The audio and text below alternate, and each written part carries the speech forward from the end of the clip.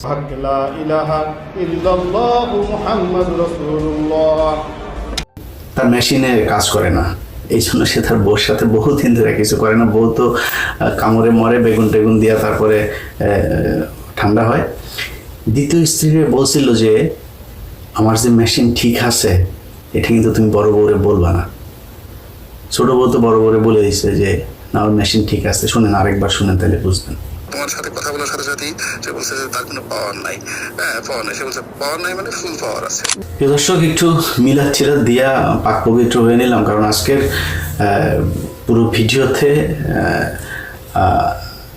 গোলাম ময়লা রনিকে ল্যাংটা করিয়া লুঙ্গি উদাম করিয়া পা উপরের দিকে দুইটারে বাইন্দা তারপর ওই ফাঁকের মধ্যে কাঁচামরিচ ঢুকানো হইবে।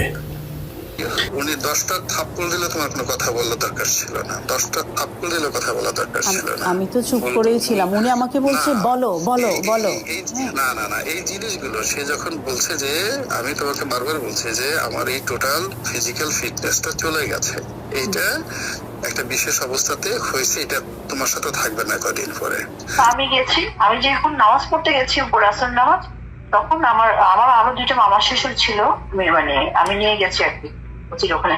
তখন সে নাকি বলেছে যে সে আমাকে ডিভোর্স দিয়ে দিয়েছে কাজীকে ডেকে কাজের সামনে, এখন মানে তার আর কিছু করার নাই। আচ্ছা, এই রসায়নটা আপনাদেরকে একটু বুঝাই দিই, আমি না বুঝাইলে বুঝবেন না, অনেক কঠিন রসায়ন। গোলাম ময়লা রনি তার বউরে, তার বড় বউ, আসল বউ যেটা, সেটা বলছে যে তার মেশিনে কাজ করে না, এই জন্য সে তার বউর সাথে বহুদিন ধরে কিছু করে না। বউ তো কামড়ে মরে বেগুন টেগুন দিয়া তারপরে ঠান্ডা হয়। এখন কি দিয়া ঠান্ডা আমি জানি না। এই যেমন ধরেন ওর মা আছে, বলবো মারে নিয়ে বলি রনি, তাকে মাফ করে দিলাম, কিছু আর বললাম না। তোর মার ছবি আছে, এই যে এটা তোর মা, দেখ যা বল এবার মানুষ এটা তোর মা কিনা। তুই আমার মারে খুঁজে পাইস না, আমি তোর মারে খুঁজে পাইছি, আর তোর মারে নিয়ে তোর মার ভিতরে বেগুন ঢুকাইতে পারতাম, ঢুকাইলাম না, মাফ করে দিলাম। মা তো এই জন্য তুই আমার মৃত্যু মারে ছাড়িস নেই। তো ওর বউ হয়তো বেগুন টেগুন দিয়া ই তো করতে হবে, বা এটা শারীরিক চাহিদা, কিছু করার নাই, ঠান্ডা হয় যেভাবেই হোক। আর ওরে ও যা অন্য মহিলাদের সাথে যে আকাম কোকাম করে। দ্বিতীয় স্ত্রী বলছিল যে আমার যে মেশিন ঠিক আছে এটা কিন্তু তুমি বড় বউরে বলবা না। ছোট বউ তো বড় বউরে বলে দিছে যে না ওর মেশিন ঠিক আছে। শুনেন, আরেকবার শুনেন তাহলে বুঝবেন। তোমার সাথে কথা বলার সাথে সাথেই সে বলছে যে তার কোনো পাওয়ার নাই। পাওয়ার নাই, সে বলছে পাওয়ার নাই মানে ফুল পাওয়ার আছে। না, কসম আমি এভাবে বলি নাই। আমাকে বলছে তোমাকে একটা কথা জিজ্ঞেস করি, তোমার ওর তো কিছু নাই না? আমি বলি কি ওর কিছু নাই মানে? বলে কি তোমাদের মধ্যে?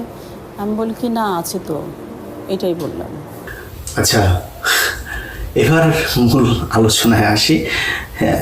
আরও জিনিস আছে, ওগুলি আপনারা জানবেন। ও যেমন প্রমাণ ছাড়া এই করছে, আমি তো প্রমাণ ছাড়াবো না। আমরা কালকে বলছি যে তোর ঘরে ঢুকে তোর মারে, তোর মেয়েরে, তোর বউরে তারপরে করে আসবো। তো ঢুকছিলাম, তোর মার কাছেও ঢুকছিলাম, তোর বউর কাছেও, তোর মেয়ের কাছেও, তিনজে ঢুকছে। আমি এগুলি আনছি, তুই যা, তুই আমার নিয়ে বার কর। তোরে চ্যালেঞ্জ করলাম রনি, তোকে চ্যালেঞ্জ করলাম, যা এই পৃথিবীর সব সুন্দরী মেয়ে মানুষের একসাথ করে আয় না, তারপরে ইলিয়াসের পিছনে লাগা।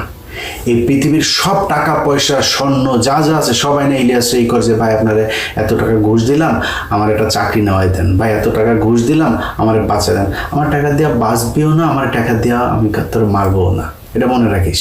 আমি যদি তোরে ধরি টাকা দিয়ে বাঁচবো না। অনেক মানুষজনের কাছে শুনি, আমার নাম করে বিভিন্ন মানুষের কাছ থেকে টাকা পয়সা, ভাই দইরা পুলিশে দেওয়া তারপরে আমার খবর দিবেন।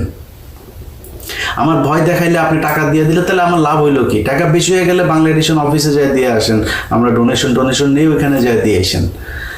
যাই হোক, কিনতে পারবি না তুই, আমার না সারাদিন চেষ্টা কর। দেখেন, ও কালকের পোস্টে ওরা সুশীল, এই সুশীলদের একটা আছে, ব্যক্তি আক্রমণ করা যাবে না। আরে বাবার, এই ব্যক্তি আক্রমণ করা যাবে না। গোলাম ময়লা রনি, তুই এই যে জামাতের লোকগুলোরে একদম জাস্ট মেরে ফেললো কোনো কারণ ছাড়া। তারা নাকি পাকিস্তানের মিলিটারির কাছে যায় আওয়ামী লীগের লোকজনের মাদেরকে আর বউদের মেয়েদেরকে নিয়ে প্রোটেকশন ছাড়া প্রোডাকশন দিয়েছে, তারপরে এখন আওয়ামী লীগ যুবলীগ বের হয়েছে এগুলি। তো তোরা যেগুলি বলিস, তোরা যে পাকিস্তানি বীজ এটা যে দাবি করিস, তো এটা সত্যি কথা। মতিউর রহমান নিজামী তোদের মাদেরকে নিয়ে পাকিস্তানিদের সাথে লাগিয়েছে, এটা সত্যি কথা। এটা ব্যক্তি আক্রমণ না? আমারে নিয়ে তুই যে এই কাজগুলি করলি, মনে কর সত্যি সব, এটা ব্যক্তি আক্রমণ না? তুমি বলি তোর নাম গোলাম ময়লা রনি রেখেছি আমি, তোর নাম হচ্ছে গোলাম মাওলা রনি, তোর কালাম মিয়া তোর দাদা তোর নাম রাখছে, আমি তোর নাম বিকৃত করি। তুই আমার নাম বিকৃত করেছিস, আমার ইল্লু না কি যেন লিখে তারপরে করছিস, আমি কেয়ার করি না। এরকম বহুত কিছু সহ্য করা, এটা শর্ট জার্নি না, ইটস এ লং জার্নি। এটা সেই 2018 সাল থেকে সোশ্যাল মিডিয়াতে আছি, আল্লাহর রহমতে টিকে আছে। সম্মান দেয়ার মালিক আল্লাহ, নেয়ার মালিকও আল্লাহ। সো তোরে বললাম, তোর যা যা আছে সারা বাংলাদেশের সব ডিজিএফআই গোয়েন্দা সংস্থা সবাই লাগাই দে, ইলিয়াসে মায়া দিয়ে পটা দেই কেমন পারিস, চ্যালেঞ্জ করলাম। এখন এরা ব্যক্তি আক্রমণ করতে গেলে, এরা কিছু বললে এদের ব্যক্তি আক্রমণ বলে তারপরে কান্দাকাটি শুরু করে। খেলা হবে, তুই আকাম কুকাম করে মিথ্যা দিয়ে, আমি সত্য দিয়া করব, প্রমাণ সহ। গোলাম ময়লা রনির দ্বিতীয় স্ত্রী, তাকে গোলাম ময়লা রনি বিয়ে করেছে, আমার কোনো সমস্যা নাই। গোলাম ময়লা রনি আরো 10টা বিয়ে করুক, আমার কোনো সমস্যা নাই।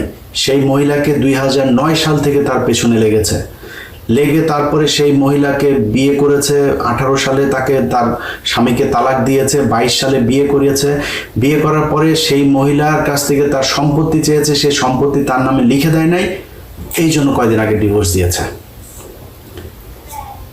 পৃথিবীর কোন আইন, কোন সভ্যতা, কোন মানবতা এটাকে অ্যালাউ করবে যে একজন নারীকে আপনি তার সংসার ভেঙে নিয়ে আসলেন, এনে তারপরে তার সম্পত্তির জন্য করলেন? সেই মহিলার ভাই নেই, মা নাই, বাবা নাই, বাবার সম্পত্তি বোনেদের মধ্যে বন্টন হয়েছে, বোনরা থাকে আমেরিকা, সে দেশে থাকে, সম্পত্তি সব সে দেখভাল করে। এই সম্পত্তি বাগিয়ে নেওয়ার জন্য গোলাম ময়লা রনি তার পিছনে লাগলো, বিয়ে করে টাকা পয়সা সম্পত্তি দেয় নাই, মহিলারা ছেড়ে দিল। এই গোলাম ময়লা রনি টেলিভিশনে পত্রিকায় গিয়ে কলাম লেখে, টকশোতে অংশ নেয়, ইউটিউবে এসে বড় বড় কথা বলে। আরে বেটা, আমি ইলিয়াসের নামে যেদিন কিনা ঢাকা শহরে আমার বাপ যা রেখে গিয়েছে, তারপরের 1 ছটাক জমি হবে, আমেরিকায় 1 ছটাক বাড়ি হবে, গাড়ি হবে, সেটার জন্য আমি জবাব দেব। আমেরিকায় যদিও একটা বাড়ি আর একটা গাড়ি সবারই না হওয়া অস্বাভাবিক, হওয়া স্বাভাবিক। 1 বাড়ি আর 1 গাড়ির পরে যেদিন চলে যাবে, সেদিন বুঝবি যে ওই 2 নাম্বারই করা শুরু করেছে। তোর এত টাকা পয়সা, এত বাড়ি, এই যে জাহাঙ্গীরনগরে যেটা বললো যে অরুণাপল্লীতে যেই বাড়ি, বিশাল বাড়ি, সুইমিং পুল টুল করে, এই বাড়ির টাকা তুই কোথায় পাইলি, এটা জবাব দিতে হবে। আমি দুর্নীতি দমন কমিশন, পুলিশ প্রশাসন যারা আছেন তাদেরকে বলবো যে গোলাম ময়লা রনির ব্যাপারে খোঁজ নিতে হবে। আর রনি, তোরে বলি এবং তোর সাথে সাথে আমার যারা দর্শক আছে তাদেরকে আমি বলি, ভাই শুরুতে যেটা বললাম যে বয়স হয়েছে, তো এখন এইসব বিষয় নিয়ে, এগুলো সংবেদনশীল বিষয়, এগুলো নিয়ে কথাবার্তা বলতে গেলে একটু হুশ করে বলা উচিত, সবারই বলা উচিত। আমি নিজে এটা মনে করি। আর কারো ব্যক্তি লাইফ সামনে আসুক, যে একটু আগে বললাম ইন্ডিয়া ভারতের ব্যাপারে আমার ধর্ম আমি মানব না। আমার যদি জিজ্ঞেস করেন যে ভাই ইসলাম মানবেন কিনা, ওইটার ক্ষেত্রে আমি আল্লাহর কাছে মাপ চাই নিব, আল্লাহ মাপ করে দিয়েন। আমি এদের ক্ষেত্রে টর্মর কোনো প্যারামিটার আমি মানতে যাব না, যেমনে পারি ওদেরকে ভরে দেওয়া হবে। আওয়ামী লীগের ক্ষেত্রে কোনো মাপ নাই, কারণ এরা আমারে এই আমেরিকাতে যতভাবে কষ্ট দিয়েছে, ওই কষ্ট সহ্য করতে পারবেন না। আপনারা এখানে দেখেছেন না আওয়ামী লীগের সাথে যে মারামারি, গালাগালি করেছে, যে একদিন ইচ্ছা মতো ওদের সব কটার মারে যে শেখ মুজিবের দিয়ে লাগাইছি, মনে আছে না? কেন বলেছিলাম জানেন? আপনারা তো শুধু ভিডিওটা দেখেছেন, আমি অনেক উত্তেজিত। আমি ভাই এত উত্তেজিত না, আমাকে যারা ব্যক্তিগতভাবে চিনে, আমি যথেষ্ট পোলাইট, খুব নরম টাইপের একজন মানুষ। বাট হঠাৎ রাগ হয়ে, কখন রাগে আমি নিজেও জানি না, কেন রেগে গেলাম, হঠাৎ করে রাগ হয়ে যায়। কিছু কিছু জায়গায় আমি সহ্য করতে পারি না। যেদিন ওই গ্যাঞ্জাম, তার 2 দিন পরে আমার মা মারা গিয়েছেন, এবং আমি পাশে দিয়ে হেঁটে আসছিলাম, আমার মাকে তুলে গালি দিয়েছে। যখন গালিটা দিল, আমি ঘুরে দাঁড়ায় দেখি যে তারা অন্যদিকে তাকায় কথা বলছে, আমার দিকে আর তাকায় না। তখন আমি ওদের মারে তুলে, আর শেখ মুজিবরে তুলে আমি বললাম যে আমার মারে গালি দিছিস, তোদের সব কটার মারে শেখ মুজিবরে দিয়া লাগাই। খুব খারাপ ভাষায় এখানে বলছি না, খুব খারাপ ভাষায় বলেছিলাম। আর সব কটা এসে আমার মারতে, আমি তো ধুইছি ভাই, জীবনে গালাগালি যা শুনছি সব দিছি। কেউ গায়ে হাত দেয় না এখানে, বুঝছেন না? গায়ে দিলে সমস্যা তো। এই যে 2 দিন আগে ওই যে একজনকে, আমাদের হিমেল নামে একজনকে তারা গালাগালি করেছে, সে যে সেখানে ভিডিও বানিয়েছে, এই জন্য ও আবার যায় পুলিশ করছে, পুলিশের কাছে মামলা হয়েছে, খুঁজতেছে ওগুলো, ওরা জানে এখানে সমস্যা, পুলিশ টুলিশ নিয়ে আকাম কুকাম এইসব করা যাবে না। ব্যাস এরা ঠান্ডা, এখানে একদম ঠান্ডা, পুরো ঠান্ডা। আর এখন তো মনে করেন যে উল্টাপাল্টা করলে তো গ্রামে যাওয়ার বাড়ি ঘরে লাগাই দেবো, এখানে কোনো ঝামেলা। আমি খালি আমি খুঁজি যে কেউ কিছু বলে কিনা, আমি খুঁজা ওদেরকে করি যে এটারে পাই, ওটারে গালাগালি করি, আমার যেগুলো এখানে করছে ওটার পাইলেই গালাগালি করি, মারা তো আর যাবে না, গালাগালি করি এবং শোধ দিয়ে দিই, ওই আগেরগুলো সব শোধ তুলি।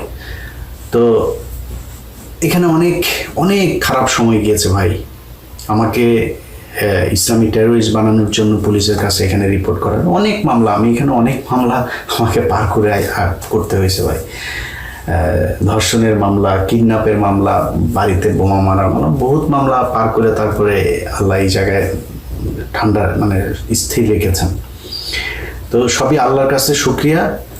তো এগুলো সহ্য করে আমার পরিবারের উপরে যা হয়েছে এগুলো সহ্য করে তারপরে যারা ঠান্ডা থাকতে পারেন ওরকম ঠান্ডা লোকজন এসেন, আপনাদের মতো বহু ঠান্ডা লোক যারা ঠান্ডা থাকতে বলেন না, তাদের অনেক ঠান্ডা লোকজন দেখেছি, অন্যায়ের প্রতিবাদ করেন নাই, অন্যায়ের প্রতিবাদও করেন না, নিজের উপরে কোনো সমস্যা আসে না, ঠান্ডা হয়ে থাকেন। আপনাদের মতো এত ঠান্ডা হয়ে থাকার জন্য কুত্তার জীবন নিয়ে দুনিয়ায় আসি নাই। কুত্তা খায়, হাগে মতে, ঘুমায়, মারা যায়। তুইও যদি কুত্তার মতো খাবি, হাগবি, মুতবি আর মারা যাবে এটার জন্য, এটা জীবন না। এখানে আরো অনেক কাজ আছে, সেই কাজগুলো করা উচিত। যাই হোক, অনেকেই এটা করেন। আমি আমার আজকের ভিডিওটা অনেকের কাছে খারাপ লাগতে পারে, অনেকগুলো খারাপ কথাও এখানে বলা হয়েছে। আমি আপনাদের একটু শেষ ব্যাখ্যাটা দিয়ে প্রোগ্রামটা শেষ করব। এই মহিলা আমার কাছে এসেছিল আরো অনেক আগে, তো আমি তখন কিছু বলি নাই। উনি আমার বলছিল যে ভাই আপনাকে আমি ভাই ডাকলাম, আমার সংসারটা আমি রনির সাথে করতে চাই, আপনি আমাকে একটু হেল্প করবেন। তা বললাম কি করতে হবে বলেন। তখন সে বলল যে ভাই আমি আপনি যদি একটা পোস্ট করেন তাইলে ও একটু ভয় পাবে, আমি আপনার কথা বলে তারপরে ওরে থ্রেট করব।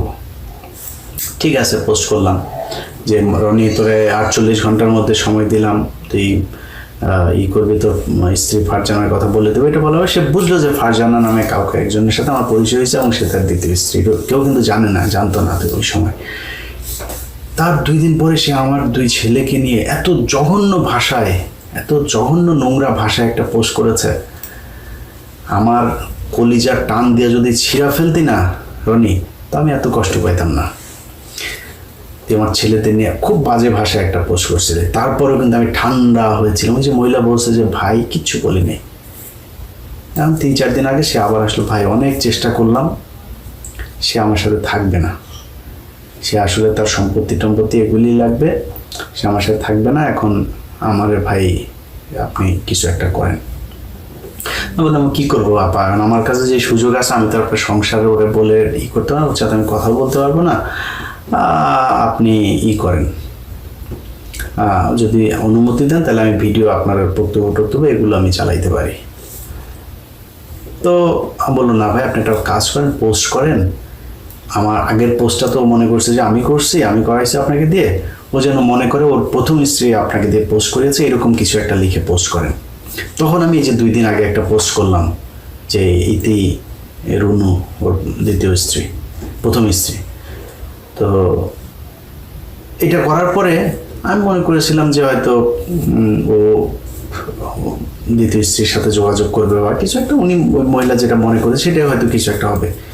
অবাক হইলাম, সে আমার মাকে নিয়ে যা মনে চায় তাই পোস্ট করে আসে, এটা করলো। ও বুঝতেই পারেনি আমার কাছে ওর কি কি জিনিস আছে। তো আমি দেখেন আপনাদের কাছে বিচার দিলাম যে আমি আমার ধৈর্যের সর্বশেষ সীমানা পর্যন্ত অপেক্ষা করছি। ও যদি আমার এরকম কোনো কিছু পাইতো, আমি আপনাকে গ্যারান্টি দিলাম, ও না বহু এই জগতে বহু মানুষজন আছে ভাই, আমার নিয়ে পাইলে সে পৃথিবীর সব দিয়ে তারা আটকানো যাবে না, আগেই আপলোড দিয়ে তারপরে অন্য কথা পায় না। সমস্যা হলো এটা, এই জায়গায় আমার আটকাইতে, আমার সাথে বিশাল জ্ঞানজাম। কয় না ও সৎ আছে, জাউরা শালা একটা বদমাইশ, কিন্তু সৎ আছে, ওরে কেনা যাবে না, কিন্তু ও জাউরা, খুব জাউরা ভাই, আমি খুব খারাপ, আমার কেনা যাবে না, আমার মেয়ে মানুষ দিয়ে ফাঁসানো যাবে না, আমার ঘুষ দিতে পারবে না, আমি দুর্নীতি করি না, আমি সেল হই না, কিন্তু আমি খারাপ। খারাপ কোন দিক দিয়ে বল, কোন দিক দিয়ে খারাপ সেটা বল, এটা বলতে পারে না। তো সেইটা করলো, টালাগালি করে যা মনে হচ্ছে তাই লিখলো। আমি কিন্তু তার এটা আটকে রেখেছি এবং শেষ পর্যন্ত চেষ্টা করেছি যে এটার একটা সঠিক সমাধান হোক। আমি ভিডিও দিয়ে তারপরে কিছু মানুষ খুব মজা পাবে, দেখবে, না করে আমি মহিলাকে করেছি। কিন্তু শেষ পর্যন্ত রনির কারণেই সেটা আর হইল না, আপনাদের সামনে আনতে বাধ্য হইলাম। এই দেশের মানুষের কাছে বিচার দিয়ে গেলাম। এই ধরনের একজন অসভ্য অভদ্র মানুষ, তাকে কোনো রাজনৈতিক দলে নেওয়া তো বহু দূরের কথা। আমি প্রশাসনের কাছে বলবো এবং মোস্ট প্রবাবলি আপনারা জানতে পারবেন তার নামে একটা নারী নির্যাতন মামলা হবে। আমি আমার ব্যক্তিগত কোনো কারণে তার বিরুদ্ধে মামলা টামলাতে চাইতে চাই না। আমি চাইলে ওরে আমি খাইয়ে দিতে পারি, এখন ধরাই দিতে পারি। আমার মামলাটাই এনাফ ওর জন্য। আমার পরিবারে কেউ ওরে নিয়ে একটা মামলা করে দিতে হবে। আর আমার পরিবারের মানুষ, ভাই বহু নিরীহ লোকজন, এরা কখনই আমার এই জগতে থাকা পছন্দ করে না। আওয়ামী লীগ এখনও ধরেন আমি এই যে সেনাবাহিনী টাইনি নিয়ে করি, আমার একটা ভাই আছে অফিসে, আমার বাংলা এডিশনে, অফিস করা বন্ধ করে দিয়েছে। আমি আপনি যদি এগুলি করেন আমি আপনার অফিস টফিস করবো না, এই টাইপের অবস্থা। কিন্তু আমি ভাই নিরীহ পরিবারের সন্তান, আমার এদেরকে এখন মামলা টামলা জড়াইতে চাই না। এদেশের মানুষের কাছে বিচার দিলাম। আর তার স্ত্রী যদি মামলা করে, পুলিশকে বলবো কোনো ধরনের ধানাই পানাই না করে তাকে দ্রুত গ্রেপ্তার করবেন, এর জেলে থাকা উচিত। এই যে অপরাধ করেছে, এটার জন্য একটা নারীর সংসার ভেঙে তারপরে তাকে নিয়ে এসে শুধু সম্পত্তির জন্য তাকে এখন তার ভালো লাগে না, সে থাকবে না, এটা বলে শেষ করে দিল। এই ধরনের মানুষ, এটা বাংলাদেশে যত সকল যেসব নারীবাদীরা আছেন তাদের সবার রাস্তায় নেমে আসা উচিত। একটা নারীর জীবন এইভাবে ধ্বংস করে দেওয়া, এটা কোনো পয়েন্ট থেকে, কোনো ডেফিনেশনে এটাকে হালাল করা যাবে না। যাই হোক, অনেক কথা হইল ভাই। আওয়ামী লীগের উপরে খুব খেপা ছিলাম, এখন তো আর ওরকম ওই দিন তো নাই। এখন আমাদের সুখের দিন, আমরা এখন দেশ চালাই। এখন আওয়ামী লীগের 32 নাম্বার সব কিছু পিছন দিয়ে ঢুকিয়ে দেওয়া হয়েছে হাসিনার। এখন আমাদের ওগুলি নিয়েই নেই, যেখানে অত খেপি না, রিল্যাক্স মুডে থাকি। সো তারপরেও অনেকদিন পরে এসে একটু আজে বাজে কথাবার্তা বলতে হলে এই জন্য সবার কাছে মাপ চাই, উপায় ছিল না। আমার মারে নিয়ে যা বলছে ওইটা যদি রিয়েক্ট করতাম আগের মতো, তাইলে এর চেয়ে আরো জঘন্য ভাষায় হয়তো, সেটা করি নাই। আল্লাহ হাফেজ। লা ইলাহা ইল্লাল্লাহু মুহাম্মাদুর রাসূলুল্লাহ।